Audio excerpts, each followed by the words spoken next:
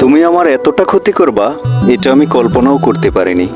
তুমি প্রথম থেকেই যদি বলতা যে তুমি আমার লাইফে থাকবা না, চলে যাওয়া মাঝপথে আমাকে ছেড়ে দিয়ে, তাহলে আমি আত্মসমর্পণ করতাম অনেক আগেই।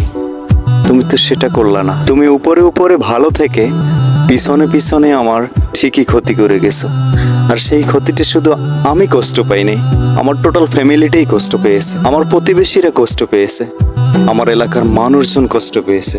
কারণ খারাপ হতে পারি আমি তোমার চোখে, বাট আমার ফ্যামিলির কাছে আমি একটা ভালো মানুষ ছিলাম, আমার প্রতিবেশীর কাছে আমি একটা ভালো মানুষ ছিলাম, আমার এলাকার মানুষের কাছে আমি সত্যি একটা ভালো মানুষ ছিলাম। কিন্তু তোমার ওই পিছনে ক্ষতি করার কারণে আমি এখন প্রত্যেকটা মানুষের চোখের কাটার হাল।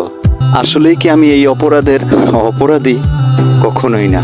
একটা কথা কান খুলে শুনে রাখো, সময়টা খারাপ বাট ভাগ্যটা না।